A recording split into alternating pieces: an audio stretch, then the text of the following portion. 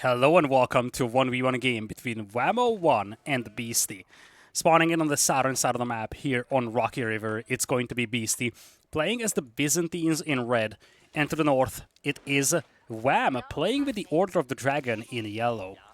So, a couple of days ago I cast some other games which included these civilizations from various players, and one of the key things to understand here is that with the final tournament of the year having been concluded, players are now focusing a lot more on the civilizations that they had less practice with and try to perfect their builds and strategies with these civilizations. Beforehand, it was more about practicing the very powerful new civilizations, particularly Ayyubids and Jeanne d'Arc, that were fairly easy to explore the meta for, and they were known to be very strong right from the get-go. Some of these other civilizations, including Byzantines and the Order of the Dragon, they haven't been explored that much because they didn't seem very strong right out of the gate. And because of that, players just said, look, I need to prepare for a tournament, I need to find the best civilizations I can utilize. Here are these two civs that are powerful, I'm just going to practice those, and I'm just going to skip practicing the Order of the Dragon or even the Byzantines.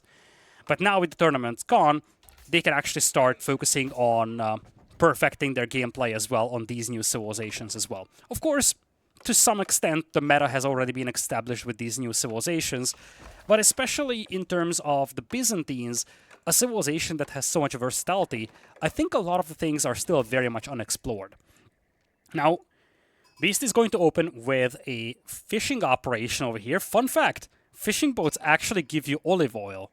I don't know if anyone has actually talked about this, but it turns out that they do.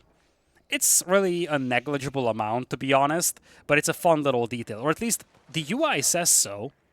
I assume that the UI is going to be correct, and indeed you get like 5 or so olive oil for this deposit of food. It's really a tiny amount, but, you know, every little bit matters.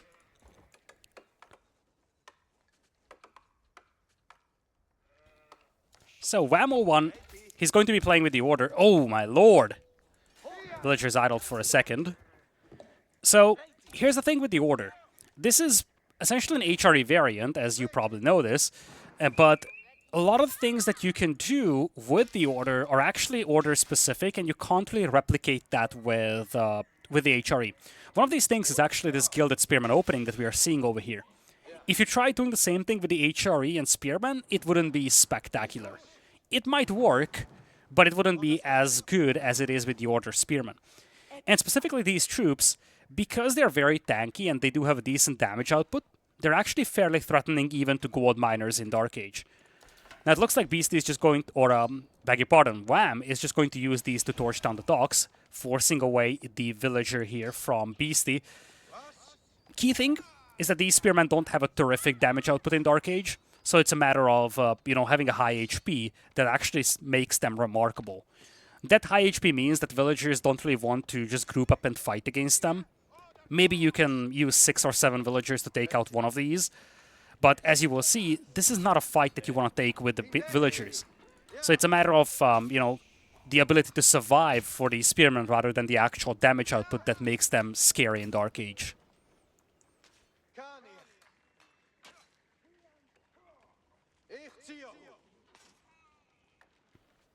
Spearman doing a decent job pushing away the gold miners. Beastie has gotten what he needs from the gold mine.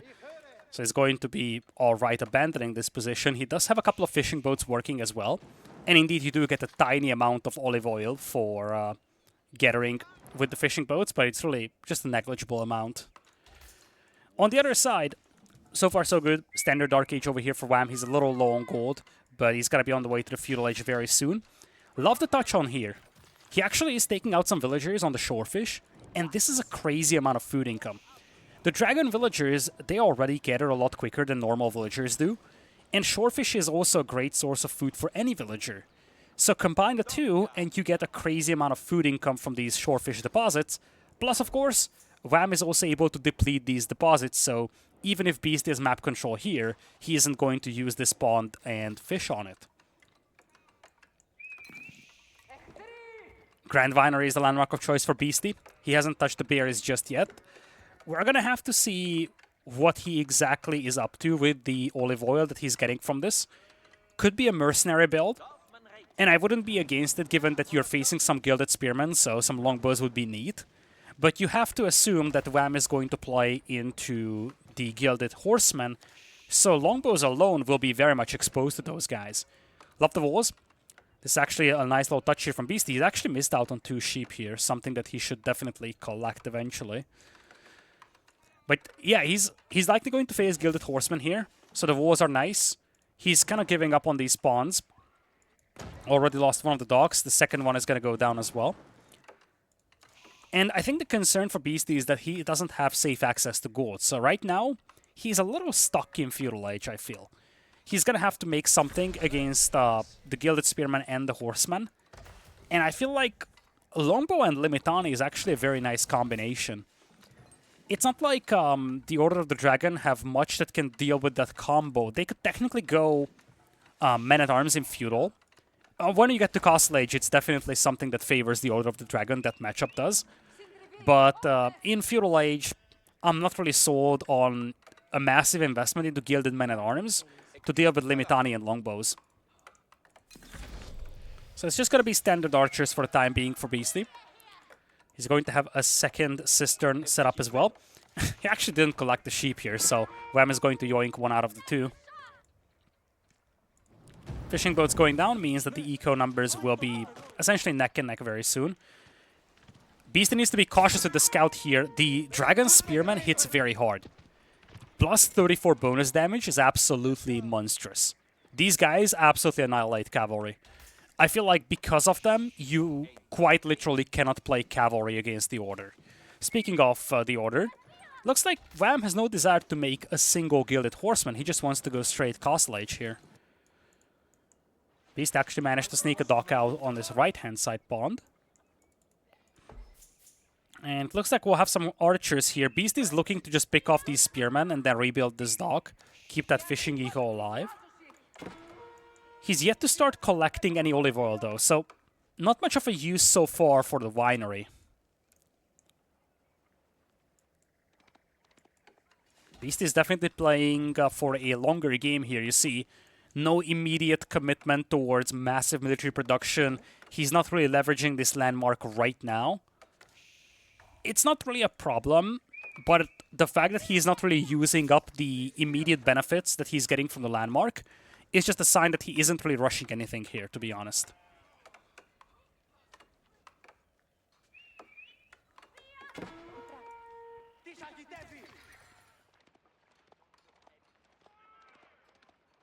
Archers are out. Now you have a couple of troops that you can use to push away the Gilded Spearmen. There is a Gilded Horseman out there, though. And as much as the Gilded Spearmen have a crazy bonus damage against cavalry, same goes for the bonus damage of the Gilded Horseman against ranged. Plus 15 to the base attack essentially doubles its damage output against archers. Wam is actually trying to focus on the archers. You see, there is more value in taking these guys out because of how quick it is to take out the archers with the Ordered Horsemen. And also, Spearmen just came back and they just picked off the villagers. So, at the end of the day, Beastie couldn't get the dock going, even cancels it. Value destroyed, heavily in the favor of Wam over here, as Beastie is going to be thinking about Castle Age himself, drops an outpost, has arrow slits being done on it. Once he gets to Castle Age, of course, he can get Mangonel emplacements, which will be very valuable on these towers. But he gets found on this right flank as well, and given that we have basically no map control for Beastie, this should mean essentially all relics falling into the hands of Wam here. He aged up with the Ragni's Cathedral, but unlike normal HRE, you don't have prelates before Castle Age. So you can't start moving out towards the relics immediately, you have to wait until the prelates are actually made. This actually slows down the relic collection a little for the Order, but it's not really catastrophic, to be honest. It's something that's a little painful, but given how limited Beastie's map control is, I don't think Wam has to worry about it. Golden Horn Tower is going to be the landmark of choice, so it's going to be a heavily mercenary-based build, I feel like, here for Beastie, as he also made a galley on this right-hand side pond. This is actually a unique galley model. This is the only civilization that has a galley model different from the normal one. Any other civilization, they don't call it a galley, but they call it a junk or something else. This actually looks like a bug law, by the way.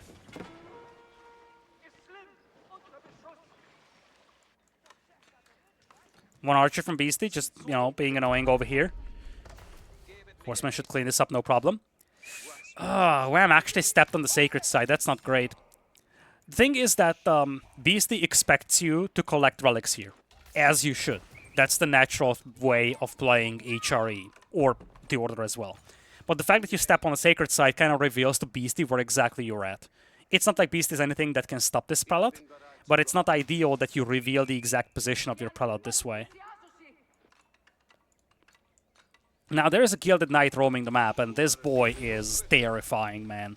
45 base attack, 45 attack when charging, 36 base attack in melee, 5 base melee armor, 4 base ranged armor, 400 HP. This is a terrifying unit, man.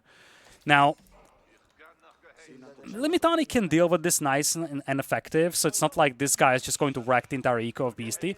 But this is more about the fact that it's actually a very useful unit to raid Beasty's eco. Interestingly, the thing is that Textiles won't do any good here for Beasty against the Knight. The charge itself isn't enough to kill a villager, so you need 2 hits from the Knight for a villager without Textiles. But with Textiles, it's also only 2 hits, so getting Textiles doesn't make a lot of sense here, actually, for Beasty when it comes to just dealing with Knight raids. Nice little micro here, taking out the Scout from Wam. Gilded Horseman going down is not good value here, by the way, for Wam. He's taking a decent engagement, taking out some of these units here, trying to focus down the crossbows as well, and then disengage, get some healing going. Wam is willing to sacrifice some troops here because he wants to grab the relic, and that he did. He's now going to disengage, and he's going to try to heal up this Gilded Knight. He's going to get away. Of course, these Gilded Knights are awfully expensive, so really losing them is not an option, to be honest. Love these wars from Wam, just making sure that he isn't going to get counterattacked by mass Limitani and crossbows. And Beast is going to play into Javelin Throwers. Now, Javelin Throwers are actually one of my favorite mercenary units. I think they complement the army of the Byzantines extremely well. It's a great support unit. It's going to pick off enemy archers or even crossbows. And that means that your opponent doesn't really have much that can deal with a combination of javelins, crossbows, and Limitani. Maybe Varangians work fairly well, but Varangians will also get decimated by the crossbows. When the dust settles, Wam has all but one of the relics. Beasty actually made a monk even to try and yoink that one. So the relic race ends in a 4-1 fashion in the favor of Wam, who's mixing in some Order Archers. Now, I touched on the Order Archers the last time I cast this Civilization. The thing with them is that, generally speaking, that's not the power unit of the Order of the Dragon, same way as it's not the power unit for the HRE.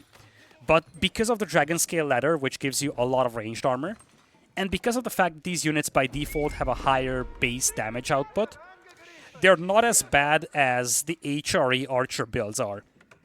It's still not your best unit when it comes to the Order of the Dragon, but if you have to choose between going archers with the HRE and going archers with the Order of the Dragon, it's definitely better doing that with the Dragon, or with the Order. This relic is actually very exposed here. So, this is actually something that Beasty could yoink if he finds it. A lot of olive oil collected already by Beasty. Hasn't yet used it for anything. In fact, last time I checked, he didn't even... actually, he did select the mercenary contract. Could go Camel Riders. This is actually something that we see commonly from the Byzantines with the Eastern contract. What are you guys up to? So Relic Race ends here, and it looks like Wam is content with the situation, wants to go into Imperial here. Now, when we get to Imperial, Dragon Hand Cannoneers are absolutely monstrous. Their damage output, their tankiness, it's one of the best units in the game, and it's something that Beasty is going to have to respect. Beasty also has all of his gold on the front line, and there are no really good viable backups here for him. So a push hitting these gold mines could be problematic for Beasty to deal with. These wars are very valuable, by the way, because these Dragon Knights as they roam around, they could easily wipe out half of your eco in a blink of an eye.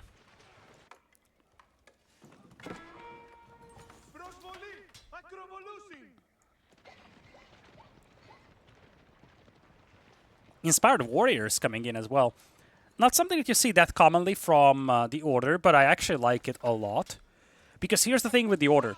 Combat healing has much higher of a value because your army is expensive. And if you are going to have products accompanying your army anyways, then might as well get the maximum value out of Inspired Warriors so that you really get, you know, the extra damage output, extra combat capabilities as well, not just the combat healing. Now, Imperial Age is going to be on the way for Wam, but this is a bit of an exposed position to age up in, as he's going to get pushed by the Limitani crossbows and some javelins. Aging up to the Pass of Schwabia. He is building it on the front of his base. Needs to be very cautious about this. This could easily end up being a disaster.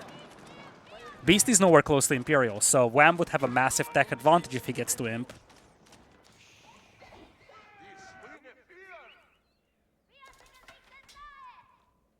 Still a lot of olive oil for Beastie. Now that olive oil could turn into a massive horde of troops very quickly. And it's something that Wham is going to have to respect. In fact, when Wham reaches Imperial, I feel like Beastie just needs to go and try to punish his Imperial with a massive army. Army count is kind of neck and neck, but it's deceiving. Because, first of all, Order units cost double population. So when it comes to the actual unit numbers, it's not that spectacular. Second, Wham has a lot of healing troops. Third, this army hard counters what Wham has. Sure enough, Wham has 8 Order archers, but by the time they pick off all the Limitani and the crossbows, specifically the Limitani, they will just shred all these knights. So Wham is doing the right thing. He's posturing in front of Beastie's base, intercepting reinforcements, finds a group of javelin throwers. Kind of a freebie for him here. But he's posturing in front of Beastie's base, forcing Beastie to commit some of his troops to defense. Now, Beastie seeing Imperial, he is going to try and push his opponent's base. Wham is prepared for this one. Bombard emplacements on the way already. Knights coming in, and they dish out a lot of punishment here. Villagers falling here for Beastie.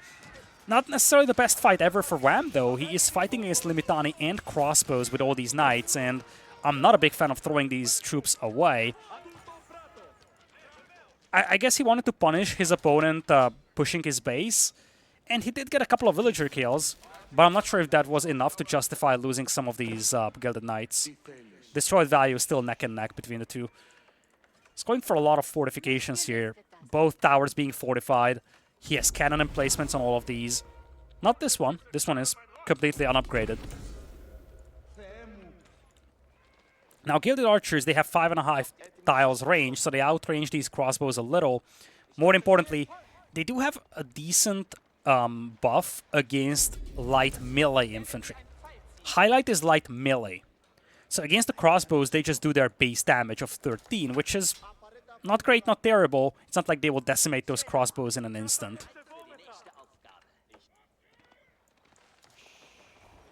Beastie is now getting some aqueducts going, trying to work his way towards the berries. He used up all of his olive oil, but now he's got a lot of farms working, and he actually garrisoned the relic inside the Grand Vinery. So you see, instead of a gold trickle, he's getting an olive oil trickle. He's playing very heavily into mercenaries now, I feel. He's getting some camels going. And it's actually a viable way of playing the Byzantines. Don't forget, Beastie only has 1 TC and 60 villagers at minute 20. So Beastie's eco is actually very weak compared to the state of the game. It's going to be very weak compared to the HRE as well, who now have the Pass of Schwabi and 4 relics. But you can make up for that through olive oil. You're getting free units from the Golden Horn Tower. You're getting a bunch of olive oil as a side product to your food economy. And that's exactly what you need to make up for that difference in the eco. Guild Archer is now upgraded to Elite, though. Limitani will get picked off very quickly, but if you turn on Shield Wall, they will have a bit of a higher survivability. Gilded Knights getting the debuff from the Camels, by the way, is actually a great touch by Beastie. These are very scary units, even without the Elite upgrades, let alone with. But if you get a couple of Camels going, it makes things a little difficult. And look at this. Cistern being built all the way to the front here. It's probably just going to be for the temporary buffs over here. Might actually see some forward production buildings very soon. Or maybe Beasty's thinking about defensive keep here and just using Presidium for defense. He's actually engaging this fight here. It's got a lot of Javelin Throwers, and this is not a good engagement here for Wam. Javelin Throwers, they do have great range, 6 tiles that is. So they're doing a good job picking off these Prelates from the back line, and Wam is going to have to fall all the way back into his base. This is what I was trying to touch on. The olive oil as a side product is something that allows you to get a bunch of units almost for free, essentially. It's actually somewhat similar to what you get from the Ottomans, the free unit production.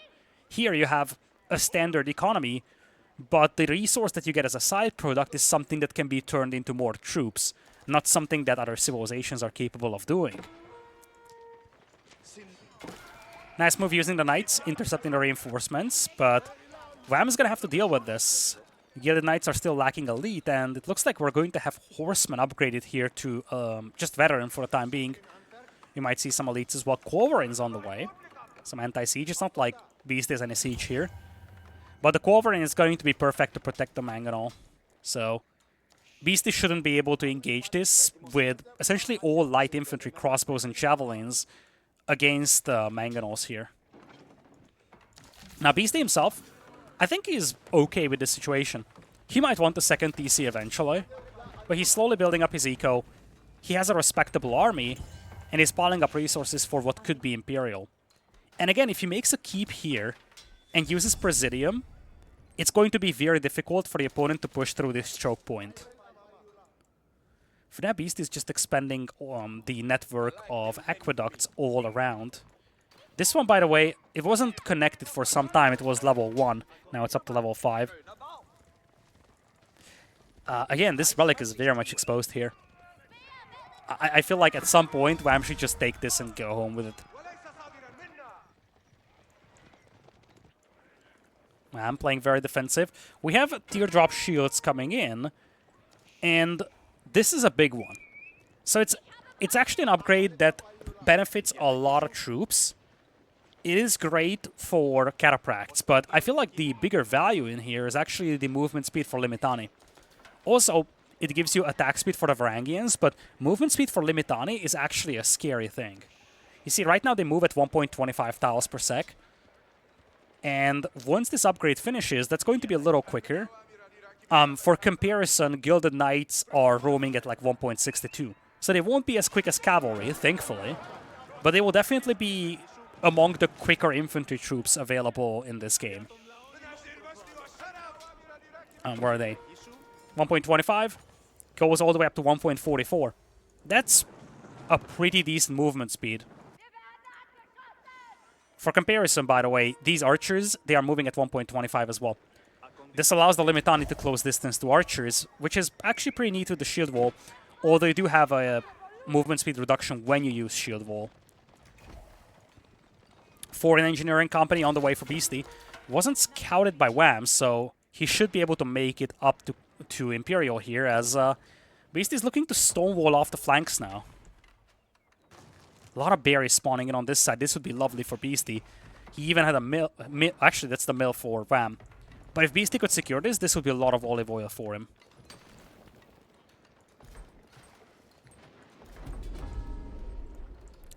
Nice little touch here by Beastie. Houses with the border settlement upgrade actually has a lot of line of sight. So when you look at Beastie, he has pretty good vision here just by building one house.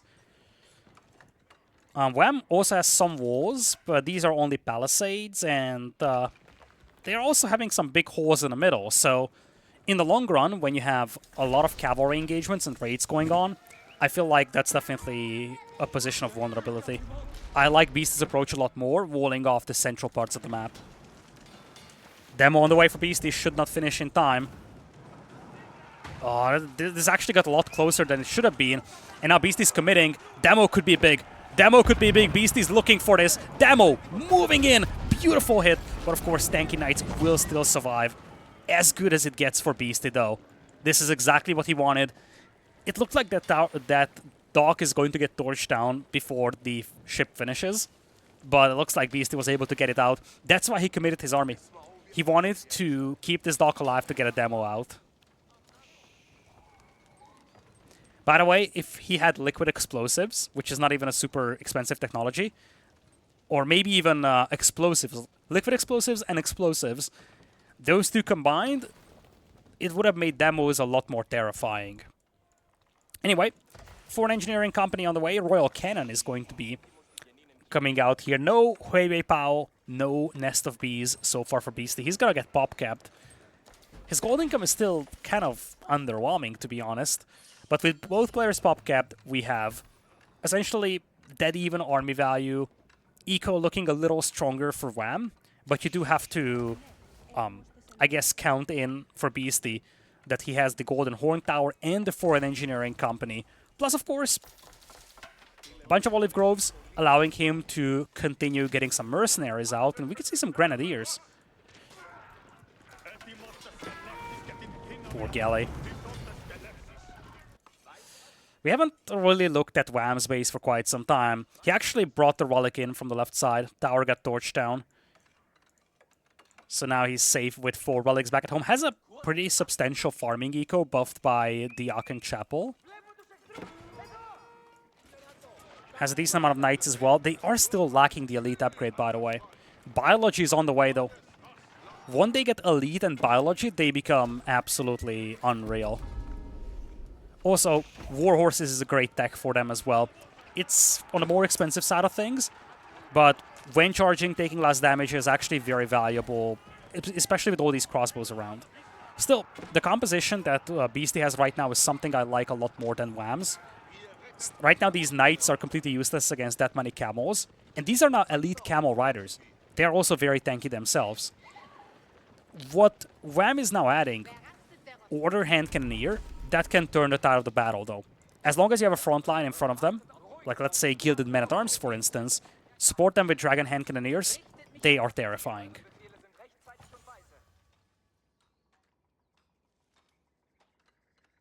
Nice and peaceful game. Otherwise, it's not much happening on the combat side of things. You see, destroyed value isn't spectacular on either side. We had little skirmishes, but really no commitment on either side when it comes to pushing into the enemy base. Wam is pop-capped, so he actually cannot get the hand cannoneers out. He needs to lose a couple of troops to actually be able to get those out. He's got a lot of archers, but yeah, this is where you probably want to take a fight, lose some units, and replace them with higher quality troops. Same thing for Beasty, by the way. Beasty has no wood income. Holy smokes. He had absolutely no wood income. Build a second TC. Again, the thing with Beasty is that as much as the free units are nice, they take time to build up. Same thing for Olive Oil. So, in many ways, this is similar to the Ottomans. If you take a lot of engagements, those units don't come in quickly enough. So you need a powerful economy to be able to quickly replace units. That's why he's adding an additional TC, so that he can actually get to, like, let's say, 90 villagers or so. Camel support is also in, by the way.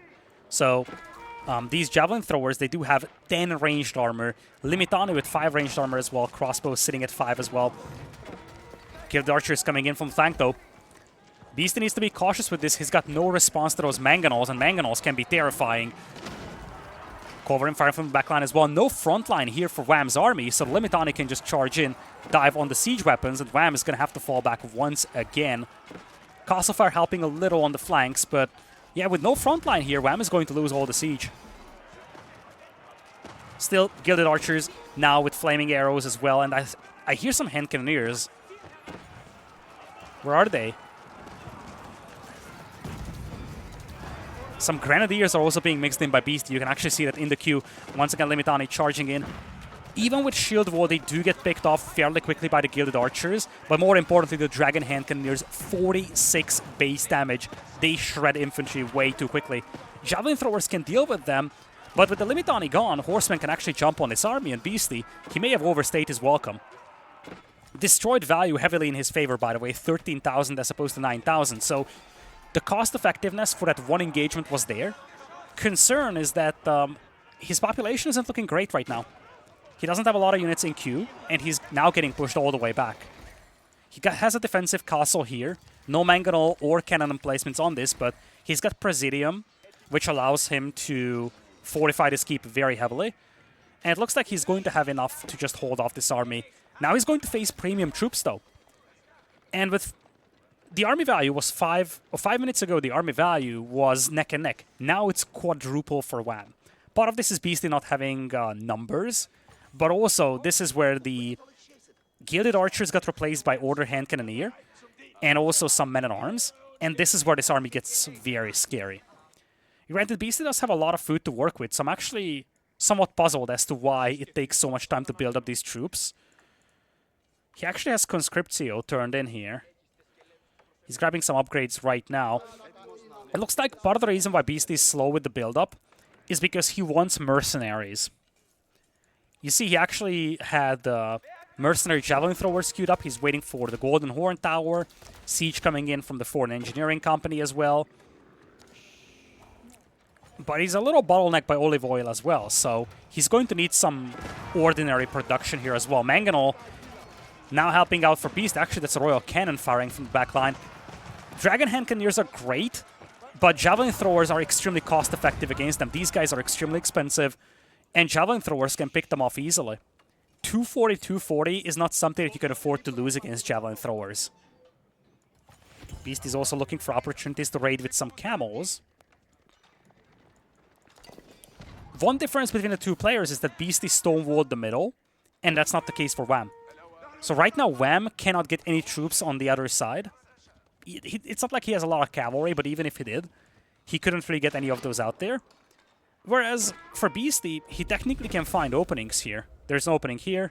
He can torch his way through these walls quickly. So a lot of opportunities to do damage, and looks like he has just found one. So many gold miners moving into the corner here, and Wam, I kind of touched on this 10 minutes ago. Sure enough, you have these palisades, but when you have gaps like this, no one cares about those walls.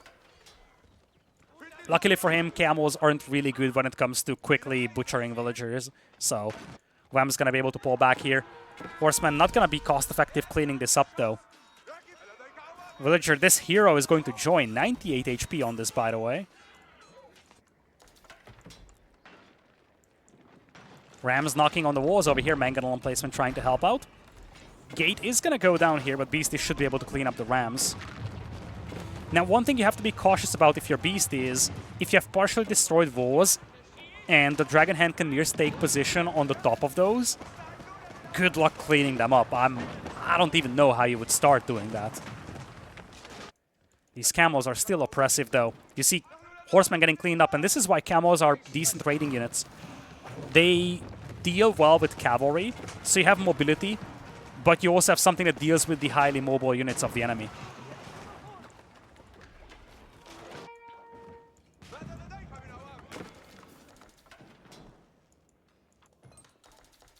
Gold is slowly running low on both sides here as the players are moving towards the middle part of the map. Frontline is building up for Wam, though. It's got 14 Men-at-Arms in queue. I feel like these archers are just not good anymore. I think mass Men-at-Arms and Hand Cannoneers is the way to go for him. Because the thing is that archers, they will be okay against Limitani, but so will the Hand Cannoneers be. But he needs a frontline. He needs something that can push back those Javelin Throwers, and that's not something that he has right now. Palisade walls, virtually useless right now. Beasty torching his way through those. He's definitely been the only player who's been able to hit the enemy eco for quite some time. And he's stacking up a lot of resources behind this. Kind of the same goes for Wam, but he's actually very low on gold. Now the big difference here is that Wam is living and dying with the gold because he needs these super premium units. But Beasty doesn't.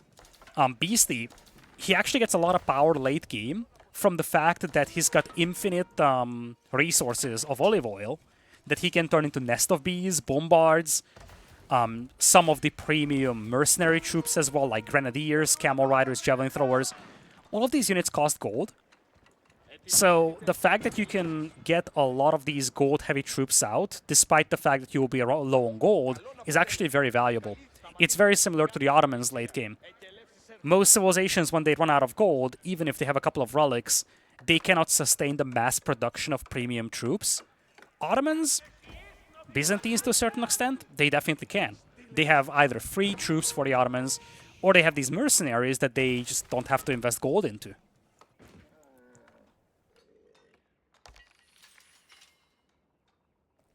Finally, some stone walls coming up here for Wam as well. He's actually doing the long walling thing here, given that Beasty has this choke point already secured. These walls are actually incomplete. Population neck and neck, and it looks like we're just gonna have a bit of a stalemate here for the time being. Now, I feel like the stalemate actually favors the Byzantines here. I think, again, the fact that you can leverage the foreign engineering company, the Golden Horn Tower, those are things that the Order cannot do.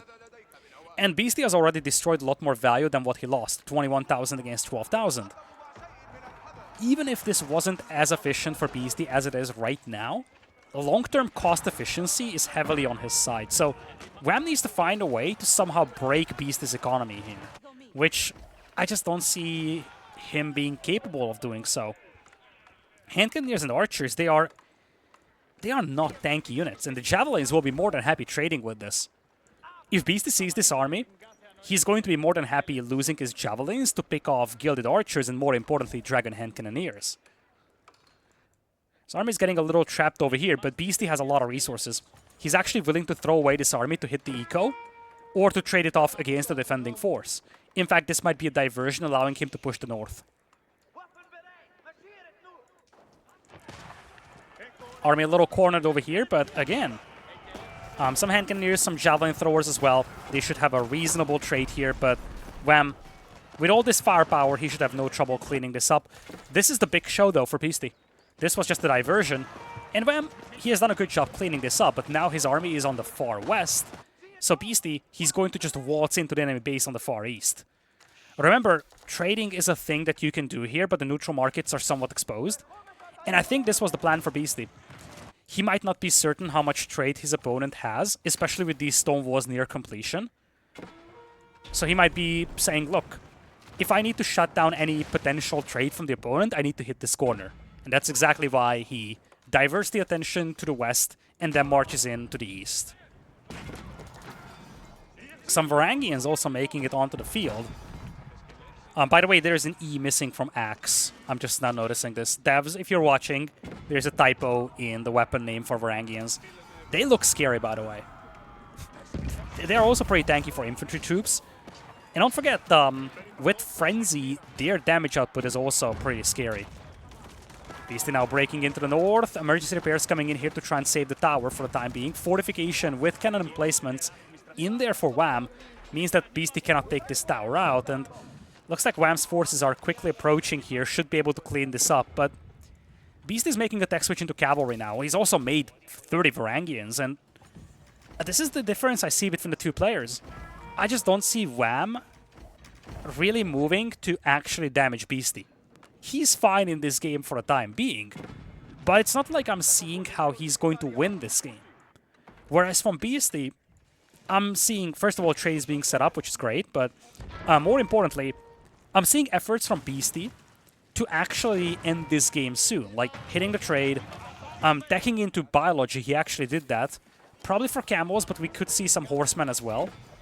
And he could just use the horsemen to raid the enemy here.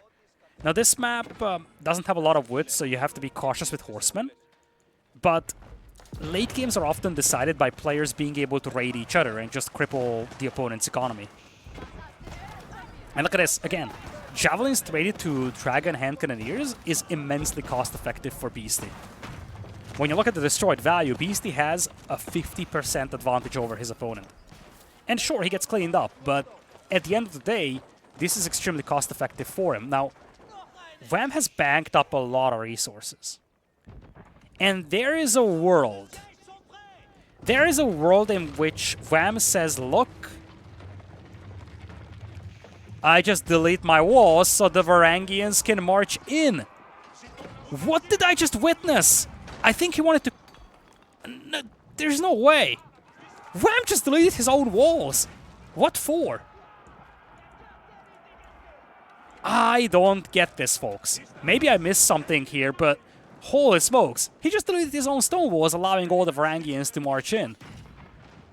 I was about to say that there is a world in which Wam wants to go for a wonder, because he's piling up so many resources. Maybe he feels like he cannot break Beasty's defense, so he's just gonna be like, okay, I'm going to try and play a wonder. That would be a spectacular thing. I haven't seen a 1v1 wonder for so long. Back in the early days of competitive AoE4, on very defensive maps, you saw players attempting that, but that hasn't been the case for a long time. But he's actually fortifying something very heavily here with towers. Where is that? Town center coming in to project the emergency repairs aura to the keep here. Again, I'm very puzzled about this. He actually gave this gold mine to Beasty straight away. Okay, now he's trying to go for a push on the flank. Still has a lot of resources in the bank, but now I'm starting to believe that he just wants to go for an all-out push. Varangians are kind of the raiding troops here for Beasty, and it's actually a great raiding troop. It's not as fast as horsemen are, as these villagers are just running into that doom. Might be traded for at least one bombard. One bombard is going to get taken out, but I'm not sure if the value is there for Beasty. But anyway, you look at the Varangians. The cool thing about them is that they are extremely tanky, 8 ranged armor, and they have crazy damage output. So what they lack in mobility, they make up in the ability to survive, and they actually makes them a very formidable unit when it comes to just raiding and shutting down the enemy eco. Bit of breaking by the man-at-arms on the flank. Wam still pop-capped. This is the thing I don't see with the Order. I feel like late game Order of the Dragon struggles because they don't have raw numbers. Numbers that you need to be everywhere on the map. If they can funnel enemies into choke points, they can be scary. But one thing that Beasty is doing here is stretching out the attention of Wam. And because of that, Wam doesn't have enough troops on all fronts. You just don't see huge armies here for Wam. You see small clumps of units. Granted, these guys are terrifying. 408 HP. Their armor is actually weaker than it is from the Varangians, by the way. Yeah, Varangians with camel support have 10 melee and 10 ranged armor. That is nuts. Walls being broken through once again. Wam is yet to repair this wall, by the way, so the breach is still there. And that breach made him suffer very badly. Side note, because of that breach, he couldn't even start trading. Compare that to Beasty, who now has a formidable trade going on. So the gold income, while it's right now kind of evenish, it is going to start swinging in the favor of Beasty very heavily. Very fun, but completely useless fact for a game. Varangians can build transports. So even if Wam had walls here, Varangians could technically build transports and just kind of go through the ponds. Now this is something that I like to see from Wam. This is exactly how you want to decide a game and how you want to finish a game. Cavalry raids. This is what has been missing from Wam. This is what has been missing from both sides, actually. But Beasty has been making up for it with the Varangian raids. And you see, when you actually turn in Frenzy, they turn into extremely deadly units that are just great at raiding.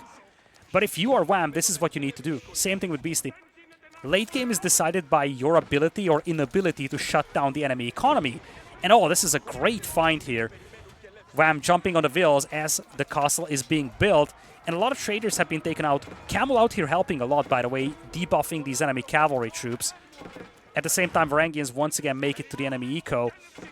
So as much as Wam has managed to hit Beasty's eco here, his own eco is once again being harassed so heavily. And a lot of this can be traced back to the lack of walls, or lack of any kind of defenses, to be honest. Again, because you're playing the Order, you're actually a lot more reliant on static defenses because you cannot be everywhere with your army at the same time. So because of that, you have a much higher significance, or the walls have a much higher significance for you. You just have to put a lot more emphasis on those static fortifications. A lot of defensive towers here by Wam, by the way. Somehow, some gilded archers made it into the corner here for for Wam, harassing Beasty's trade. They apparently just waltzed in, ran right past the tower, which is unoccupied. Beasty now mixing in a Hero Siphon as well, playing heavily into the Varangians and the Limitani. Has some Grenadiers on the field as well. Wam stone walls are complete to the north. Somewhat complete, once again missing a little section. He's trying to finish these off as well, digging the trenches. And if he finishes these stone walls, I feel like cavalry raids, like the one we've just seen from him, those could be his ticket into this game. Again, you could technically take this wall with the hand cannoneers. And I think that would be a good move. By the way, Wam got rid of the castle here, so A lot of fights happening all across the map now. Wam doing some cool things as well with his own artillery.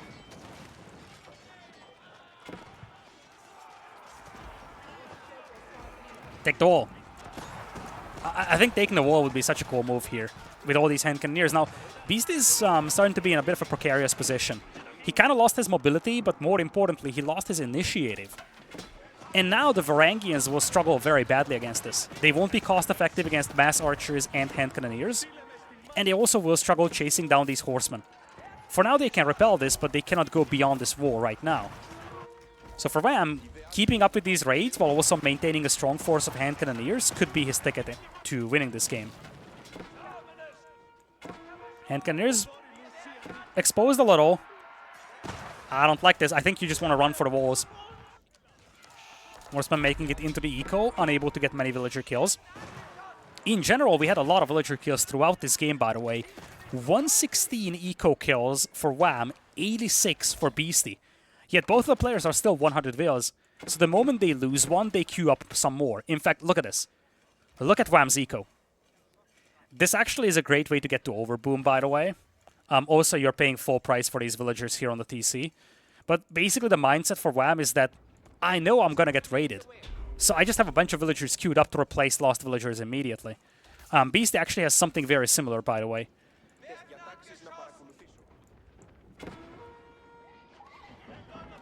Resource bank is a little higher for Wam, especially in the food department. Gold kind of even here as Wam is starting his own trade very slowly now. Bit of fight in the middle. Trade is not looking great for Wam. He's got 6 traders in total. You look at Beasty, he's got 32, massive advantage for Beasty. But these hand cannoneers are still very cost-effective. Though, once again, cost efficiency is still on the side of Beasty with 62,000 destroyed value as compared to 48,000. I'm actually surprised that these Gilded Archers are being used as frontline units here, because this map doesn't have a lot of wood. In fact, Wam has 400 wood per minute, so you don't want to use a unit that costs 100 wood each to actually absorb the damage. You want to use something that doesn't cost wood, frankly. Or, yeah, something that costs a lot of gold. Let's say Men-at-Arms. Men-at-Arms hand cannoneers would be terrifying here. Now, what Beasty needs is a breach on the walls, and he's trying to create one to the left. Might even try to do a 2-pronged attack. He needs this for 2 reasons. A, he needs to take off pressure from his trade. Maybe allow himself to get some walls back up here on the north. But more importantly, he needs this because he wants to hit the eco once again. He's been very successful doing that, as Beasty is trying to quick wall this army. Oh my lord, Beasty traps this army in here. What a move. Man, this was a monster move here. Quick walling this army. A lot of damage done here to Wam's forces, and now the Hero Seaphone start rolling. It's not like they have much of an escort, so the Man-at-Arms can easily clean this up, though. That's a bit of a wasted investment here. They might create the breach, but they'll be taken out. Hand cannoneers cannot fall back to the walls anymore, though. So at the end of the day, this is really good for Beasty, cleaning up all these Dragon hand cannoneers. Again, the lack of frontline for Wam is haunting him in this engagement. Looks like breach was not created here. Man-at-Arms and Horsemen cleaning up the Hero Siphon. There is actually a breach on the left side, though. Only a handful of Limitani there to exploit it, though, but this is exactly where Wam has his market, so the little trade he has, it could disappear in a second. And traders are slow. They move at 1 tile per second. Limitani run at 1.44. Once again, Wam coming in with the raids, though. He lost a lot of troops, so he could replace them with cavalry. He could try hitting Beasty's eco here. And despite the fact that Beasty has a lot of traders, the gold income isn't spectacular either. You look at Beasty, where is that? 20 traders, he actually lost quite a few of them. And his gold income is actually weaker than Wam's. Wam's got the Ragni's Cathedral relics, don't forget that. And that's a huge thing for him.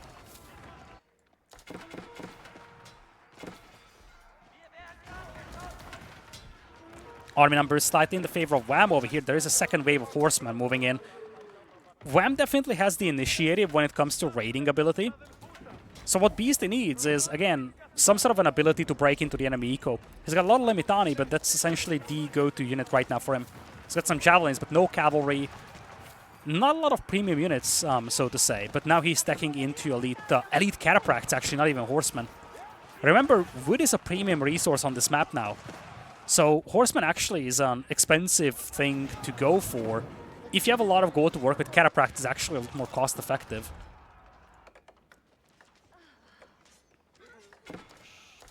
Efficiency is still on the side of value, or is still on the side of Beasty by a massive margin here. Just looking at the destroyed value. He actually made it through the first layer of walls. Heroesifon now creating multiple breaches. I love this. Breach was created, Wam rebuilds it. So you want to create multiple breaches and just allow your Limitani to march into the enemy trade and shut it down. Wam is still just limited to 12 traders. This is actually very, very expensive, by the way, for Wam. He's using Gilded Horsemen, which have a hefty cost of wood, to raid when he's got 500 wood per minute of an income. Granted, these Gilded Horsemen are finding good value. They're hitting traders, they're hitting villagers. It's not like it's really visible on Beast's eco, at least from the outside it isn't. But when you look at the food eco, it actually is. 10 minutes ago, Beastie had 10,000 food in the bank, and a lot more food income. It looks like all these raids heading into the farm eco and Beastie having to garrison all these villagers have definitely had an impact on Beastie's food income. And that has not been the case on the other side. Wam has lost access to most of the gold, and now with the Cataphracts moving in, that probably will remain the case. But the big difference is that Wam still has a bunch of food in the bank. And on the other side, Beastie is now out of resources virtually. He's got some wood, but not a lot of food, and everything that he's making costs food. And don't forget, I touched on this before.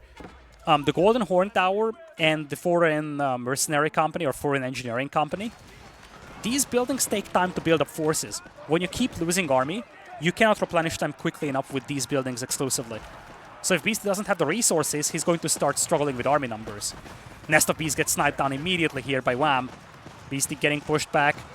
And Limitani just get absolutely annihilated by the Dragon Hand Cannoneers. On the other side, Cataphracts doing their best to raid, but Beastie opts to tap out of this one. And the Order of the Dragon take out the Byzantines here in late game. What I love the game, not something that we see very commonly. In fact, this might be the first time for me to really cast a late Imperial Byzantine game. Definitely the first time for me to cast a late Imperial Order of the Dragon game. And I think the key factor here for Wam was Stonewalls. Until Beastie was able to stretch out his attention by raiding the eco from multiple sides, Wam was struggling very badly. But once the static defenses were in place and Beastie couldn't hit him, you can concentrate all of those dragon troops to the same area, and they are extremely cost-effective in direct fights. In general, when you look at the Order of the Dragon, their game plan is to take direct engagements in which they are extremely effective. When you look at the Byzantines, what they have to do against the Order is stretch out the attention of the Order player so that they cannot concentrate all those premium troops in the same area. At the end of the day, this was a lovely, lovely game. I think we've seen a bit of an insight into how late game with these two civilizations can play out. Would be lovely to see such a matchup more in the future, I feel, because it definitely brings a very intriguing spice to the game. Specifically, late game Byzantines is something I enjoy watching a lot because, you know, they just have so much versatility with all those troops available, so many ways to play them. I'm looking forward to some more late game Byzantines gameplay. Hopefully you do as well, and in case you do, make sure you subscribe to the channel so you do not miss any of those upcoming casts. If you also enjoyed this video, I appreciate if you press the like button as well. These metrics help me greatly. Thank you so much for watching, and I'm going to see you in the next cast.